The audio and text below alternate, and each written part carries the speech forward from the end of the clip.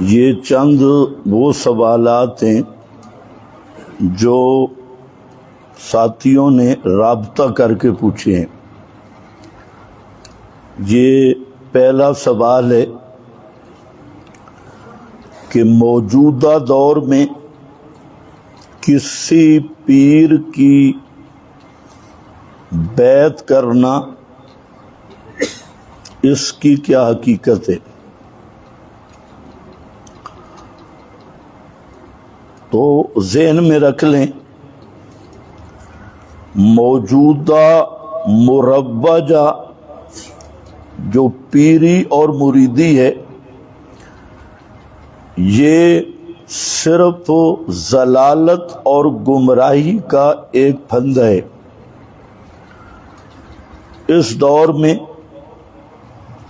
نہ پیر متبع سنت ہے، نہ مرید کا مقصد اصلاح ہے۔ تو سب سے پہلی بات یہ ہے کہ صحابہ کرام اور تابعین، تبع تابعین، خیر القرون میں یہ مروجہ پیری مریدی کا دھندا ہی نہیں تھا۔ یہ شروع ہوا ہے 4 صدی کے بھی بعد۔ تو اتنی بات ہے کہ کوئی متبع سنت ہو اور نیک آدمی ہو تو اس کے ساتھ توبہ کا عہد کرنا، اس کا نام بیعت ہے۔ تو ایسے آدمی کی بیعت کرنا جائز ہے بشرطے کہ اس میں شرائط موجود ہوں۔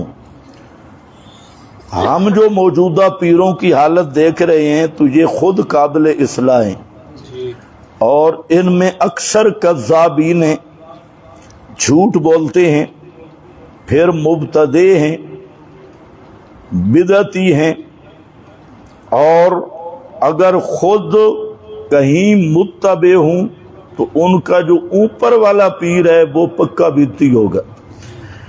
تو مروجہ اس دور میں جو پیری مریدی کا دھندا ہے، تو یہ دھندا بالکل اس سے بچ کے رہنا چاہیے، اور موجودہ مروجہ پیروں میں سے کوئی بندہ بھی ہمیں متبع سنت نہیں ملتا۔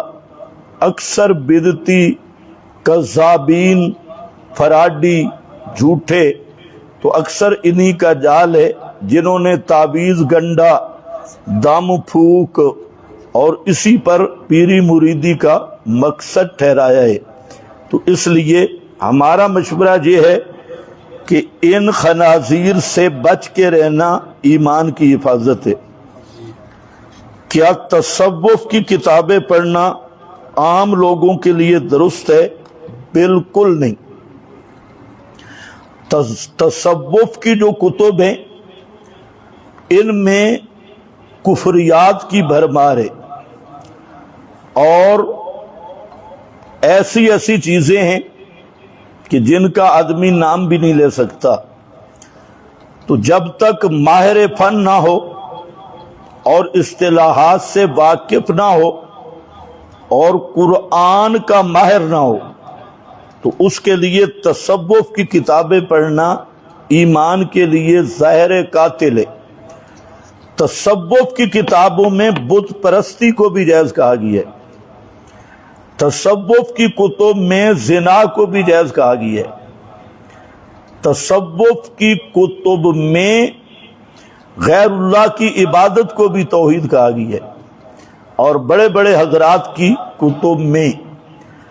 تو اکثر احمد رضا خان جیسا آدمی جس کو یہ اعزاز حاصل ہے کہ ہر کفر اور شرک پر اس نے اسلام کا لیبل لگایا، اور جو خالص اسلام تھا اس پر اس نے کفر کا لیبل لگایا، تو احمد رضا خان جیسا آدمی بھی فتاوی میں کئی جگہ اس نے تصریح کی کہ کتب تصوف میں کفریات کی بھرمار ہے، گمراہیوں کی بھرمار ہے، اس لیے عام آدمی اس کا مطالعہ کرنا حرام ہے، بالکل نہیں کر سکتا۔ اس کا مطالعہ بوئی ابل تو ضرورت کیا ہے؟ قرآن صاف چشمہ آب حیات ہے، اس کو چھوڑ کر اس تصوف میں منہ ڈالنے کی کیا ضرورت ہے؟ اور پھر صوفیوں کی جتنی کتابیں ہیں اس میں کچھ نہ کچھ گڑبڑ ہوئی ہے، چاہے صوفیوں نے کی ہے یا زنادقہ نے کی ہے۔ ابن العربی یہ سب کا بابا ہے بعد والوں کا، تو ابن العربی کی کتب میں بھی کفریات کا تومار ہے۔ ہمارے حضرات علماء دیوبند وہ یہ کہتے ہیں کہ یہ تدسیس من البغات ہے، باغیوں نے ان کی کتابوں کو خراب کیا۔ وہ خود ایسے نہیں تھے، اللہ کرے ایسے ہی ہو، ہم بھی حسن ظن یہی رکھتے ہیں کہ ابن العربی خود صحیح ہوگا، لیکن جو ہمارے پاس کتابیں ہیں ابن العربی کی یہ کفر سے بھری ہوئی ہے۔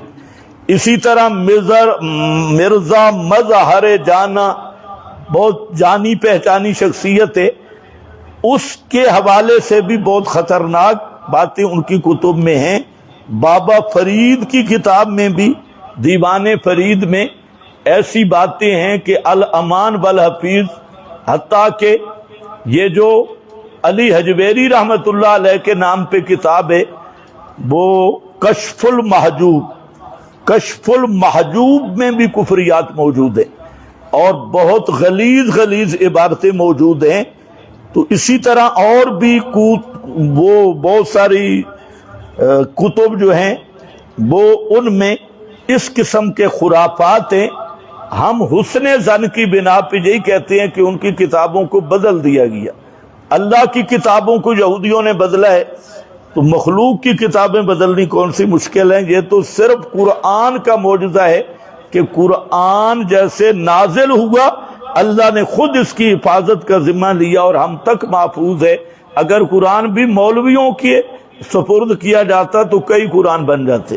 تو بہرحال یہ تصوف کی کتابوں سے بچنا ضروری ہے، یہ ان میں خرافات زیادہ ہیں، ضلالتیں زیادہ ہیں، کفریات زیادہ ہیں۔ تو عام آدمی کو قرآن پہ توجہ دینی چاہیے اور نبی پاک علیہ السلام کی سنت پہ توجہ مرکوز رکھنی چاہیے۔ اکابر کی کتابوں میں بہت شرکیہ عبارات ہیں، آپ ان اکابر کی تکفیر کیوں نہیں کرتے؟ یہ میرا خیال ہے کسی عثمانی ذہن کا ہے۔ تو یہاں پر یہی وجہ ہے کہ مسئلہ جہاں سمجھیں، قرآن نے ہمیں ایک ضابطہ دیا ہے۔ حضرت سلیمان علیہ السلام جو پیغمبر ہیں ان کے ذمہ یہودیوں نے بہت گند لگا دیا تھا، جادو، غیر اللہ کی پکار، اور بہت کچھ یہودی مولوی کہتے حضرت سلیمان جادوگر تھے معاذ اللہ، اور پھر وہ واقعے گھڑے کہ ان کی حکومت مندری کی وجہ سے چلتی تھی، مندری غائب ہو گئی، گم ہو گئی، یہ آپ کی تفسیروں میں بھی ہے۔ تو ایک جن آپ کی کرسی پہ بیٹھ گیا اور وہ جن حکومت کرنے لگا، اور معاذ اللہ وہ حضرت سلیمان کی شکل میں آیا، اور حضرت سلیمان کی ازواج سے وہ ہم بستر بھی ہوتا تھا، اور یہ ایک پورا جھوٹ کا پلندہ تیار کیا گیا۔ تو اللہ تعالیٰ نے حضرت سلیمان کی صفائی پیش کی، ما کفر سلیمان ولکن الشیاطین کفروا، حضرت سلیمان نے کفر نہیں کیا، شیطانوں نے کفر کیا، اور شیطان مولویوں نے ان کے ذمہ یہ باتیں لگا دی۔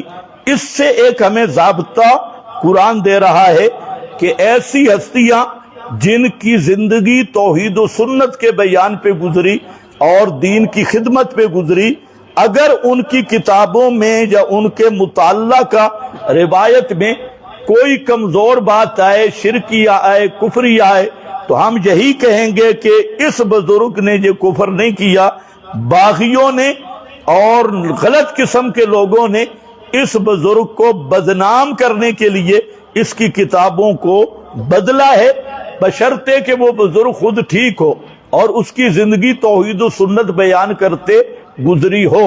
لیکن اگر بزرگی احمد رضا خان جیسا ہو یا ملا باقر مجلسی یا احمد یار خان گجراتی جیسا ہو جو ہو ہی بے ایمان، تو اسے ہمیں تعویل کرنے کی بھی ضرورت نہیں ہے۔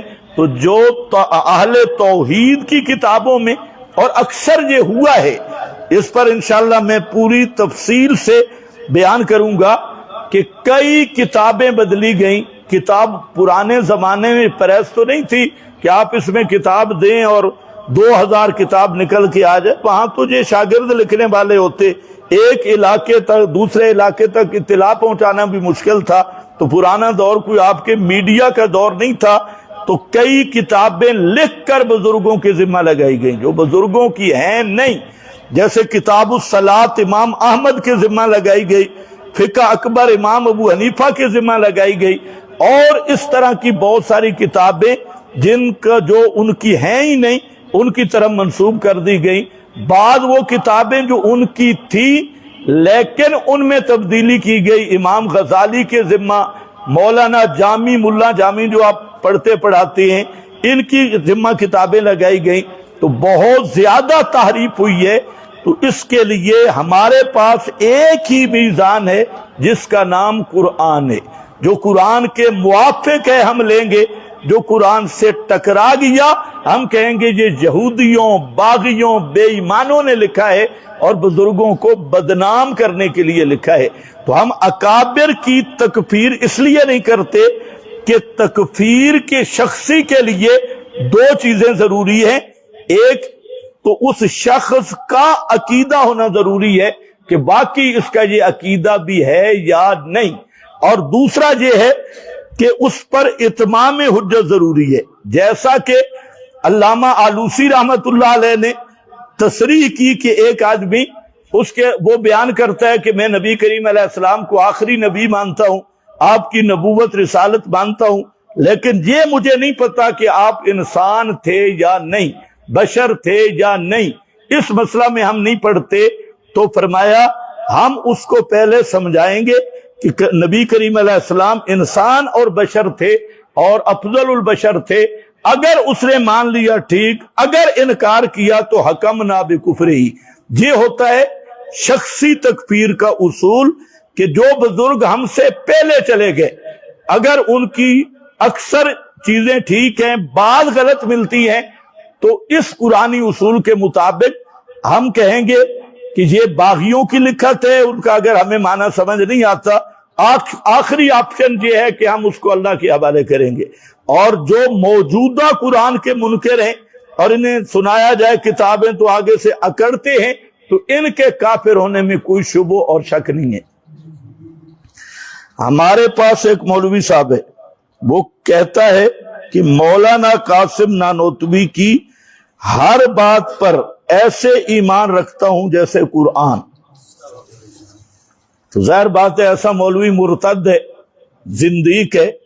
حضرت مولانا نانوتوی کا ایسے یہ نام لیتی ہیں، مانتے نہیں، نانوتوی صاحب کو بھی نام استعمال کرتے ہیں۔ تو اگر نانوتوی صاحب کو مانتے ہیں تو اس بات پر بھی ایمان، یہ لفظ للڑ کہہ سکتا ہے، دوسرا کوئی نہیں، یہ بدعتی کے لفظ ہے۔ مواحد کو پتا ہے کہ قرآن پر جیسے ایمان ہے نا، اس طرح تو ایمان بخاری پر بھی نہیں ہے، اس طرح ایمان تو مسلم پہ بھی نہیں ہے۔ یہ جا کہ حضرت نانوتوی رحمت اللہ علیہ کی کتابوں کو جو مانا جائے جیسے قرآن پہ ایمان ہے، تو یہ ایسا غلو ہے اور ایسا کفر ہے جس کی دنیا میں کوئی مثال نہیں۔ اور حضرت نانوتوی نے لکھا ہے کہ ارواح شہداء کا ان ابدان کے ساتھ کوئی تعلق نہیں، اس کو کہو اس عبارت پر بھی ایمان لیا۔ حضرت نانوتوی نے لکھا ہے کہ شہید کا جسم مردہ ہے، اور یہ کہتا ہے کہ قرآن نے شہید کے جسم کو زندہ کہا۔ حضرت نانوتوی کہہ رہے ہیں شہید کا جسم مردہ، لفظ ہے مردہ کے۔ عجب باربعین میں حضرت کی صاف عبارت ہے، تو اب اس پہ بھی ایمان لیا۔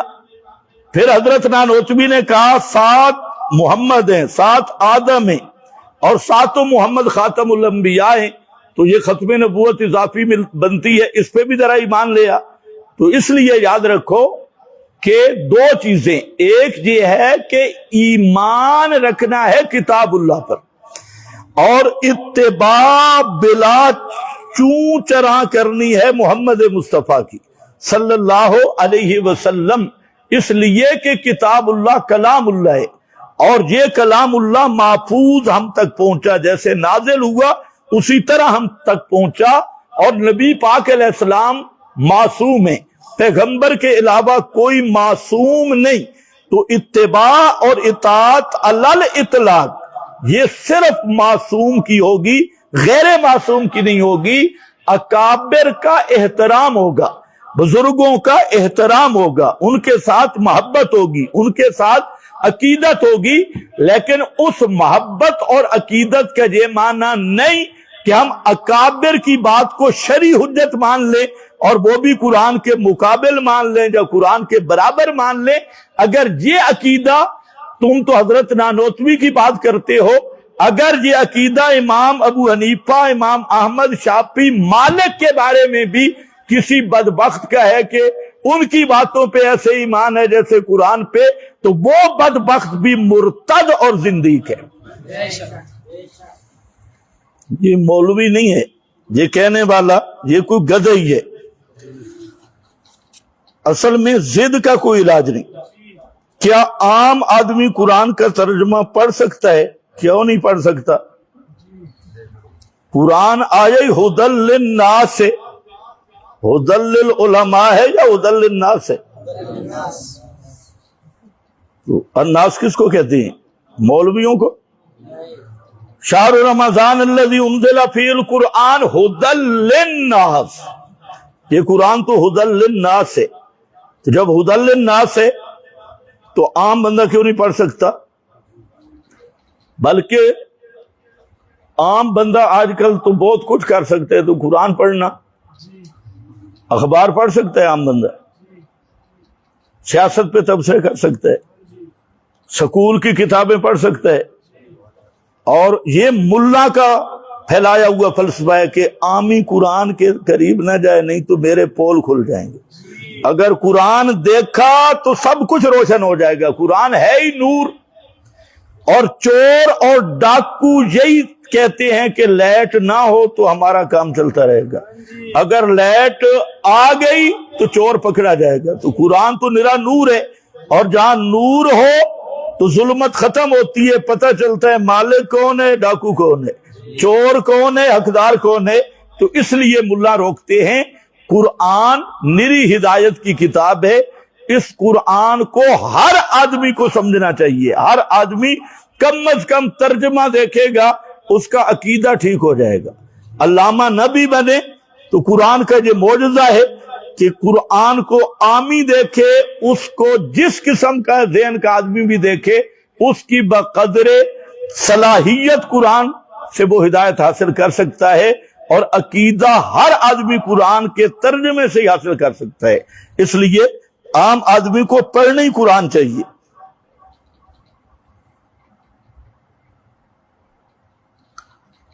آپ مسئلہ الہ کا بہت زیادہ ذکر کرتے ہیں، اس کی وجہ کیا ہے؟ اس کی وجہ یہ ہے کہ یہ سارے نبیوں کی دعوت ہے، سارے انبیاء کی دعوت کا پہلا نقطہ لا الہ الا اللہ ہے، اور یہی قرآن کی دعوت ہے، یہ ساری کتابوں کی بنیاد ہے، اور یہ اسلام کی پہلی بنیاد ہے، سارے عقائد کی بنیاد ہے۔ اور جب تک الہ کا معنی سمجھ نہیں آیا اس وقت تک نہ آدمی مسلمان ہوگا، مولوی یا شیخ الحدیث ہونا تو دور کی بات ہے۔ کہتے ہیں مختصر آسان معنی بیان کریں۔ مختصر آسان معنی یہ ہے کہ الہ اس ہستی کو کہتے ہیں جو ما فوق الاسباب سنتی ہو، ما فوق الاسباب جانے، ما فوق الاسباب تصرف کرے۔ بالکل آسان۔ اور اس سے بھی مختصر کرنا ہے تو الہ اس ہستی کو کہتے ہیں جس کے لیے تسلط غیبی ثابت ہے۔ تسلط غیبی ہر صفت ما فوق الاسباب، سننا، دیکھنا، جاننا، تصرف کرنا، ما فوق الاسباب، جس ہستی کے لیے ثابت ہے وہ الہ ہے. اگر عطائی مانے تو وہ چھوٹا الہ ہے، اگر اس کی ذاتی مانے تو وہ الہ اعظم ہے، بڑا الہ ہے. مکہ والے چھوٹے چھوٹے الہ مانتے تھے، کہتے یہ بھی آلہہ ہیں، چھوٹے چھوٹے الہ، کیونکہ مکہ والے ذاتی کے قائل نہیں تھے، عطائی کے قائل تھے. اللہ نے انہیں طاقتیں عطا کر دی، وہ عطائی مانتے تو وہ آلہہ کے قائل تھے. اور وہ بھی کہتے کہ اللہ کی چونکہ صفتیں ذاتی ہیں وہ الہ اعظم ہے، اور ہمارے حضرات یہ چھوٹے چھوٹے نیچے نیچے الہ ہے. تو الہ کا مفہوم یہی ہے. تسلط غیب بھی اگر کسی مخلوق کے لیے بلا عطائے الہی ذاتی مانتا ہے وہ اس کو الہ اعظم مان رہا ہے، اگر عطائی مانتا ہے اس کے لیے تو وہ چھوٹا الہ مان رہا ہے. چھوٹا الہ غیر اللہ کو مانے تب بھی مشرک ہے، الہ اعظم مانے تب بھی مشرک ہے. فرق یہ ہے الہ اعظم مانے تو مجوسیوں کی طرح مشرک ہے، اور چھوٹا الہ مانے غیر اللہ کو تو مکہ والے ابو جہل کی طرح مشرک ہے. اچھا جی، بعض علماء سے سنا ہے کہ شرک تب بنتا ہے جب غیر اللہ میں اللہ کے برابر صفات مانی جائے. ہاں یہ ٹھیک ہے، مثلا ہر وقت ہر جگہ سے سننا، سوال ٹھیک ہے. آج مولوی اسی گمراہی میں، اور بڑے بڑے مولویوں کو یہ گمراہی ہے کراچی سے لے کے پشاور تک کہ شرک تسبیہ اور برابری کا نام. اور وہ کہتے ہیں جی اگر کوئی ہر وقت ہر جگہ سے سننے کا قائل ہو تب تو مشرک ہے، لیکن بعض جگہ سے سننے کا قائل ہو تو مشرک نہیں ہے. پہلا سوال تو یہ ہے کہ یہ جو زمین ہے یہ اس کائنات میں ہر جگہ ہے یا بعض حصہ ہے؟ جی کائنات تو زمین سے اربوں گنا وسیع ہے، کھربوں گنا وسیع ہے. اس کائنات میں ایسے سیارے ہیں اور ایسے کہکشانیں ہیں، ایسے اس میں ہولڈ ہیں اور ایسی چیزیں ہیں کہ زمین تو ان کا ارب کھرب حصہ بھی نہیں بنتی. پھر اس ملا سے پوچھو کہ ایک آدمی صرف زمین والوں کے سما کا قائل ہے کسی پیر ولی کے لیے کہ روئے زمین پر کرۂ ارض پر کوئی انسان بھی پکارے تو وہ بزرگ سنتے ہیں، تو یہ ہر جگہ سے سننے کا قائل ہے یا صرف زمین سے سننے کا قائل ہے؟ تو اسے تو پھر مشرک نہیں ہونا چاہیے. یہ بات میری سمجھو، زمین کائنات کی ہر جگہ تو نہیں نا بھائی، یا جو زمین کی مخلوق ہے ساری مخلوق زمین پہ. اب جو یہ عقیدہ رکھتا ہے کہ اسلام آباد سے نبی پاک سنتے ہیں وہ مشرک ہوگا یا موحد ہوگا؟ کس دلیل پر؟ اسلام آباد ہر جگہ ہے، اور وہ کہتے ہیں جہاں سے صلاۃ و سلام سنتے ہیں اسلام آباد سے، تو وہ کیوں مشرک ہے؟ پشاور سے قائل ہے، کراچی سے قائل ہے، وہ کہتے ہیں کراچی والوں کا درود و سلام نبی پاک براہ راست سنتے ہیں، لاہور سے قائل ہے، وہ موحد ہے یا مشرک ہے؟ مجھے ذرا بولو مشرک. کیوں مشرک ہے؟ وجہ وہ ہار بنتے. اور ابو جہل بھی تمہارے اصول پہ مشرک نہیں بنتا، کیونکہ ابو جہل بھی برابری کا قائل نہیں. اور قرآن یہی کہتا ہے، وہ تو کہتا تھا واجب الوجود صرف اللہ، ہمارے معبود نہیں، خالق صرف اللہ، ہمارے معبود نہیں، اور امور نظام میں متصرف صرف اللہ، ہمارے معبود نہیں. بارشیں برسانے والا، بادل لانے والا، تبال و تناسل اور زمین سے کھیتیاں اگانے والا، دریاؤں پہ تصرف کرنے والا، اور رات دن کے چکر پھیر موسموں کو بدلنے والا، اس میں اللہ وحدہ لا شریک ہے. جب یہ ابو جہل مان رہا ہے تو اس نے ابو جہل نے اپنے معبودوں کو نبی کے برابر، اپنا اللہ کے برابر مانا ہے. تو یہ تسویہ اور برابری والا اگر عقیدہ یہ شرط ہے شرک کے لیے، تو پھر تو ابو جہل بھی مشرک نہیں ہے، پھر ابو جہل کے ساتھ زیادتی ہوئی. شکر ہے تمہارے مولوی تھے نہیں تو ابو جہل کا جنازہ بھی پڑھتے. ہے تو نبی پاک کا رشتہ دار نا، مشرک ہے لیکن اچھا مشرک ہے. تو یاد رکھ لو یہ گمراہی ہے کہ اس بنیاد کو، شرک کی بنیاد صرف یہ سمجھنا کہ کوئی برابری کا قائل ہو تب مشرک ہوگا، تو برابر تو ابو جہل نہیں مانتا۔ اور پھر دیوبندی پہ تعجب ہے، یہ بریلویوں کو شرک مشرک ہونے کا فتویٰ دیتا ہے کہ وہ پاکستان سے سما کے قائل ہے، تو پاکستان ہر جگہ ہے۔ اور وہ بیچارے کہیں ہمارا جمعے کے بعد والا صلاۃ والسلام سنتے ہیں پاکستان سے، تو دیوبندی کہتے ہیں منہ شو روک کے، اور جب اپنی باری آتی ہے تو پھر ہر وقت ہر جگہ کی قید لگاتا ہے۔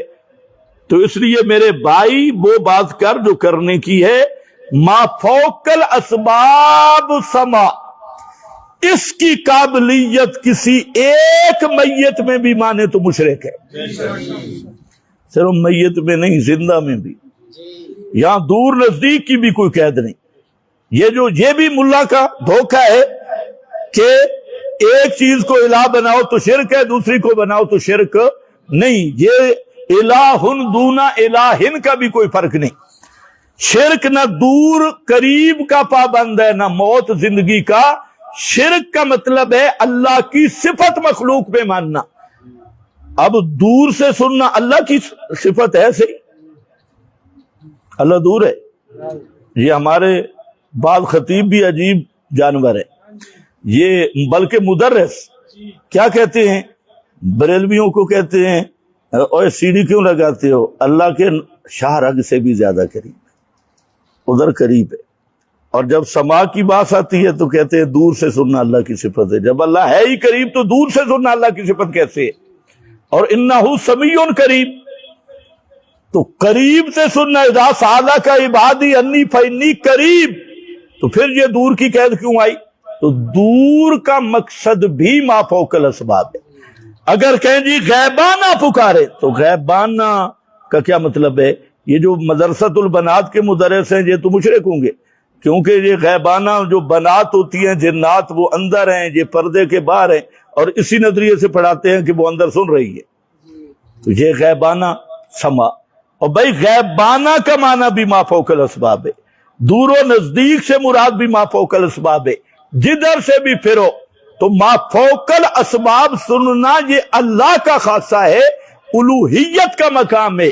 اگر ما فوق الاسباب امام الانبیاء صلی اللہ علیہ وسلم کے لیے صلاۃ و سلام سما کا قائل ہے، تب بھی ابو جہل کے لیے طرح مشرک ہے، اور ابو جہل اور اس داڑھی والے شیخ الحدیث میں کوئی فرق نہیں ہے۔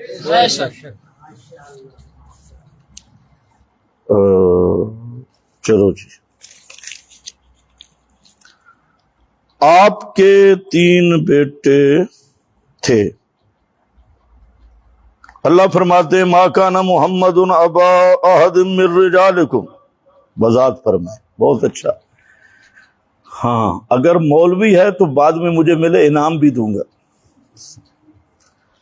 قرآن پڑھو، ما کان محمد ابا احد من رجالکم، اطفالکم نہیں ہے، صبیانکم نہیں ہے، رجالکم میں، اور رجل کہتے ہیں بالغ کو۔ تو یہ جو آپ کے بیٹے تھے یہ بچپن میں فوت ہو گئے تھے، ان میں کوئی بھی بالغ نہیں ہوا، تو رجال اور رجل کا لفظ بالغ پہ بولا جاتا ہے، طفل یا صبی پہ نہیں بولا جاتا۔ تو آپ کے جو بیٹے وفات پا گئے وہ حالت شیرخارگی تھی، اور وہ بچپن کی حالت تھی، ان میں کوئی بھی بالغ نہیں تھا۔ سوال اچھا ہے جی۔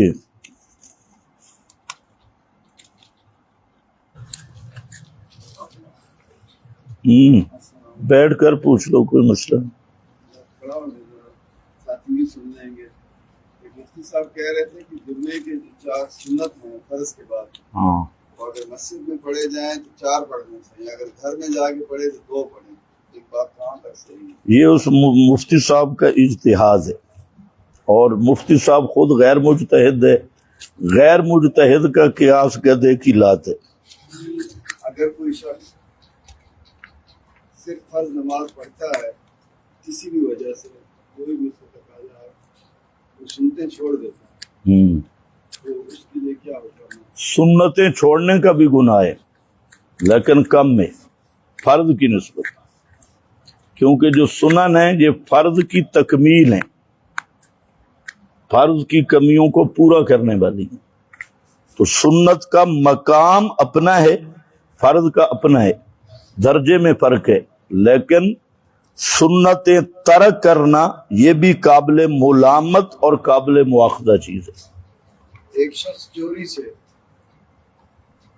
رشوت سے، دغا سے، فریب سے باہر ملک جاتا ہے روزی کمانے کے لیے، اس کی روزی حلال ہوگی حرام ہوگی؟ روزی دیکھے جو ذریعہ اس نے اختیار کیا یہ غلط کیا ہے، اور یہ چوری ڈاکہ جو بھی ہے، لیکن آگے اس نے جو کام کیا وہ دیکھا جائے گا۔ اگر وہ کام غلط نہیں ہے تو بعد میں جو روزی کمائی ہے وہ حرام نہیں ہوگی، جو یہ حرام کر کے کیا یہ حرام ہوگا۔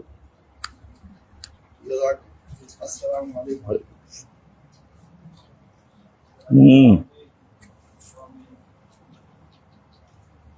ہاں الحمدللہ آپ آ گئے ہیں نا، تو اب جانا نہیں ہے، مجھے مل کے جانا۔ ہاں اب پوچھو۔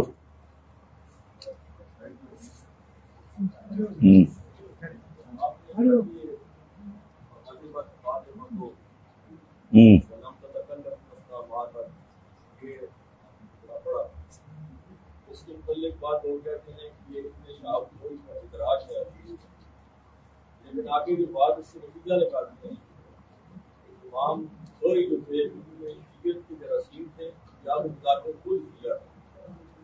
اس قسم کی روایتیں جتنے بھی ہیں ان میں صرف یہ ادراج امام زہری رحمہ اللہ کا ہے۔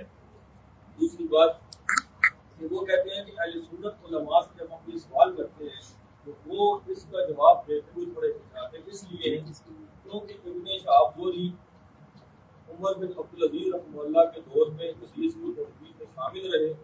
اگر ان پہ ذرا ثابت ہو جائے تو پھر منکرین حدیث کی تائید ہوتی ہے۔ یہ دو یہ بہت اچھی گفتگو ہے اور بہترین سوال ہے۔ یہاں تین باتیں سمجھیں۔ پہلی بات یہ ہے کہ یہ جو لفظیں غضبت فاطمہ تو فلم تتکلم حتی ماتت، یہ کس کے لفظ ہے؟ یہ ظاہر بات ہے حضرت فاطمہ کے لفظ بھی نہیں، کسی صحابی کے لفظ بھی نہیں، تو یہ نیچے کسی راوی کے لفظ ہے۔ حضرت فاطمہ سے کہیں ثابت نہیں کہ وہ ابو بکر صدیق سے ناراض ہوئی ہوں، بلکہ صحیح احادیث میں موجود ہے کہ حضرت فاطمہ رضی اللہ تعالی عنہا جب بیمار ہوئیں تو ان کی 6 مہینے تک خدمت کرنے والی حضرت اسماء بنت امیس جو ابو بکر صدیق کی بیوی ہے، اگر حضرت فاطمہ حضرت ابو بکر سے ناراض ہوتی تو تیمارداری کے لیے اور عورت مدینے میں کوئی نہیں تھی، ابو بکر کی بیوی سنبھالتی رہی، حتیٰ کہ غسل بھی انہوں نے دیے۔ حضرت اسماء بنت امیس جو ابو بکر صدیق کے گھر والی بیوی ہے، آپ اچھی طرح سمجھ سکتے ہیں کہ ابو بکر صدیق سے ذرا بھی ناراضگی ہوتی تو ان کی بیوی کو یہ موقع کبھی بھی حضرت فاطمہ نہ دیتی۔ تو اتنی بات تو یہ، اور دوسرا یہ ہے کہ حضرت فاطمہ کا ناراض ہونا یہ حضرت فاطمہ پہ تان بنتا ہے کہ حضرت فاطمہ نبی کی بیٹی ہیں، وہ شریعت کا مسئلہ سن کے بلا ناراض ہو سکتی ہیں، پیغمبر کی بیٹی، تو یہ تان ابو بکر صدیق پہ نہیں بنتا، یہ تان بنتا ہے حضرت عائشہ رضی اللہ تعالی، حضرت فاطمہ رضی اللہ تعالی عنہا پہ یہ اعتراضات ہے۔ تو ہم دفاع حضرت فاطمہ کا کر رہے ہیں، یہ ذہن میں رکھیں، کیونکہ اعتراض بھی حضرت فاطمہ پہ آتا ہے۔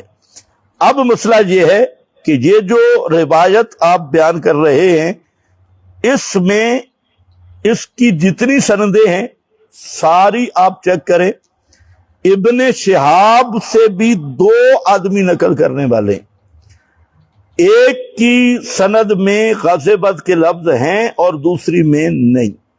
یہ اس بات کی دلیل ہے کہ ابن شہاب کے کسی شاگرد کا یہ ادراج ہے، امام زہری کے ادراج سے بھی بات نیچے نکل گئی، کیونکہ امام زہری کے بھی سارے شاگرد اس جملے کو نقل نہیں کر رہے، بعض کرتے ہیں بعض نہیں کرتے۔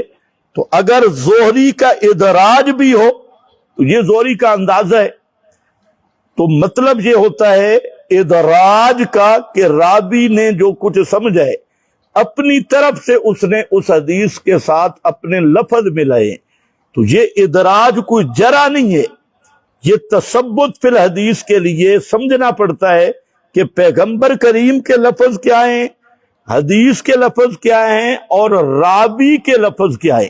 تو یہ تو اگر آپ بخاری مسلم دیکھیں تو کئی مقام پہ یہ بات آتی ہے کہ راوی نے کیا بات کی، نبی پاک صلی اللہ علیہ وسلم نے کیا بات کی۔ تو جب روایت بالمعنی ہوتا ہے تو اس میں راوی اپنے کلمات بھی ساتھ شامل کرتا ہے، یہ فن حدیث کی ایک مستقل بات ہے۔ دوسری بات یہ ہے کہ امام شہاب زہری جو ہیں یہ اہل سنت کی کسی کتاب میں یہ مذکور نہیں ہے کہ یہ شیعہ ہیں۔ اسماء الرجال اہل سنت میں ان پر تشیع کا الزام ہی نہیں ہے۔ میں نے جتنی کتابیں دیکھی ہیں اہل سنت کے رجال کی، کسی نے ابن شہاب کو شیعہ نہیں کہا، البتہ شیعوں کے اسماء الرجال میں یہ موجود ہے کہ یہ شیعہ ہے، یہ اسماء الرجال شیعہ کے اندر موجود ہے، اہل سنت میں نہیں۔ تو اب ضابطہ یہ ہے مناظرے کا بھی کہ جب شیعہ خود کہہ رہے ہیں کہ ابن شہاب شیعہ ہے تو ہم الزاماً یہ کہتے ہیں کہ شیعہ راوی کی روایت جو ہے صحابہ کے خلاف حجت نہیں، وہ بات یوں ہوتی ہے کہ وہ خود کہتے ہیں شیعہ۔ باقی مسئلہ یہ رہ گیا کہ ابن شہاب زہری پر جو اصل اعتراض ہے وہ دو ہے، ایک یہ ادراج کرتا ہے بہت زیادہ، باقی راوی بھی کرتے ہیں لیکن اس کا ادراج زیادہ ہے۔ ادراج کا مطلب یہ ہوتا ہے کہ حدیث کے دوران میں اپنا اندیا اس طرح بیان کرنا کہ سمجھ نہ آئے کہ یہ حدیث کے لفظ ہیں یا اس کا اپنا تبصرہ ہے۔ یہ اپنے تبصرے کو جس طرح بریکٹیں لگاتی ہیں اور بسا اوقات بریکٹیں اڑ جاتی ہے تو اس طرح اس کو ادراج کہتے ہیں۔ دوسرا اس پر جو الزام ہے وہ تدلیس کا ہے، مدلس ہونے کا ہے، اور مدلس ہونا یہ کوئی شکایت کے خلاف نہیں ہے، جرح نہیں ہے، اس کے لیے بھی ایک ضابطہ تصریح بالسماع والا ہے۔ تو بہرحال ابن شہاب کو کسی اہل سنت نے محدث نے شیعہ نہیں کہا۔ ہاں یہ بات ضرور ہے کہ اہل تشیع نے چونکہ اسے شیعہ کہا ہے تو ہم ان پر اہل تشیع کو یہ کہتے ہیں جب تم اسے شیعہ کہہ رہے ہو تمہارا آدمی ہے تو اس کی بات ہمارے خلاف کیسے حجت ہوگی؟ آپ کی سوال کا کوئی حصہ رہ تو نہیں گیا؟ جی ہاں، سوال یہ تھا کہ کہا جاتا ہے کہ سنت جو ہے وہ ابن شہاب زہری کو اس یعنی اہل تشیع کے الزام ماننے سے کرتے ہیں کیونکہ یہ امام محمد بن عبدالعزیز رحمہ اللہ کے دور میں بھی تدوین حدیث کے مرتب رہے، اس دور میں اگر ان پر یہ ذرا ثابت ہو جائے تو تدوین حدیث کی جو بنیاد ہے وہ ہوتی ہے۔ یہ بھی وہ جھوٹ بول رہے ہیں۔ پہلی بات تو یہ ہے کہ منکرین حدیثوں کوئی فرقہ بھی ہو نا تو اصول پہ بات کرے۔ منکرین حدیث سے ہمارا بنیادی اختلاف یہ ہے کہ پیغمبر صلی اللہ علیہ وسلم کی حدیث حجت ہے یا نہیں۔ بخاری مسلم کے جزوی روایات پہ ہماری بات ہی نہیں ہے، تو بنیادی یہ ہے۔ اب مسئلہ یہ ہے کہ منکرین حدیث کا دعویٰ ہے کہ ہمارا ہر مسئلہ قرآن میں ہے، تو یہ دونوں چیزیں کس آیت میں ہیں کہ ابن شہاب زہری شیعہ تھا اور یہ مدون ہے؟ یہ منکرین حدیث کو کس چیز سے پتہ چلے؟ قرآن میں تو یہ نہیں ہے، اور قرآن کے علاوہ کوئی چیز ان کے نزدیک یقینی نہیں، تو یہ خود بات ہی ان کے اصول پہ بھی ظنی ہے، تو اب انہیں ثابت کرنا ہوگا دونوں باتیں۔ تیسری بات یہ ہے کہ یہ ان کی جہالت ہے۔ آپ اگر بخاری شریف پڑھیں، مسلم پڑھیں، تو اس میں مسئلہ یہ آ رہا ہے، جو اصل چیز ہے بخاری مسلم کو سامنے رکھ کر وہ یہ ہے کہ امام بخاری ایک حدیث کو 44 مقام پہ لائے ہے، 44 پہ، کیوں؟ سندیں بدل بدل کے۔ اب یہ نہیں ہے کہ اس سند میں صرف زوری ہے اور کوئی راوی نہیں، تو وہ زوری بھی ہوگا اور وہ سند دوسرے راوی سے بھی ثابت ہوگی جہاں امام شہاب زوری نہیں ہوگا۔ تو اب ان کا یہ کہنا کہ حدیث کا مدار زہری ہے، یہ جہالت ہے۔ آپ میری بات سمجھ گئے؟ مثلا ایک سند امام لائے، یہی فدق والی سند ہے، اس میں متعدد اسانید وہ ہیں جن میں شہاب نہیں ہے، ابن شہاب زہری نہیں ہے، اور روایت موجود ہے۔ تو انہوں نے سمجھا ہے کہ دار و مدار یعنی متفرد ہے زہری، تو یہ بھی ان کی جہالت ہے۔ امام بخاری رحمت اللہ علیہ حدیث جب لاتے ہیں تو 24 مقام پہ، 20 مقام پہ، 15 مقام پہ، 22 مقام پہ، اس سے بھی بڑا 9000 کے قریب روایات بخاری میں، تکرار سارا حذف کرو تو 2000 بنتی ہے، تو سارا تکرار اٹھاؤ، تو وہ کیوں لا رہے ہیں؟ وہ سندیں بدل رہے ہیں، متن بدل رہے ہیں، جو کچھ انہیں ملا، اور ایک سند میں زوری ہے 4 میں نہیں ہے، تو حدیث پہ کیا اعتراض ہوگا؟ یہ اصل بنیاد ہے۔ دوسرا، ان کا یہ کہنا کہ امام زہری ہی مدون ہے، یہ بھی جھوٹ ہے، اور پھر تدوین کو بھی وہ نہیں سمجھتے کہ تدوین کا کیا معنی ہے، تدوین پر بھی ایک مستقل بحث ہے۔ تو منکرین حدیث تو مستقل ایک زنادقہ کا گروہ ہے جو حدیث سے جاہل ہیں، انہیں حدیث کا پتہ ہی نہیں ہے۔ بس بآخر دعوانا وہ یہ کہتے ہیں کہ آنے دو۔ اللہ کے نبی کریم علیہ السلام نے فرمایا کہ مجھ سے آپ نے ضرورت ہے قرآن کے علاوہ مٹا دو حدیث۔ تو حدیث جب حجت نہیں تو یہ کیسے حجت ہوگی؟ جب وہ حدیث کو مانتی تو اس کو یہ دلیل کیسے دوسری جو بات ہے خطہ ماتت، ہاں ان سے یہ کہو کہ تم موت کو مانتی بھی ہو، ہاں، موت کو مانتے ہو، خطہ ماتت، موت کو مانتے بھی ہو یا نہیں؟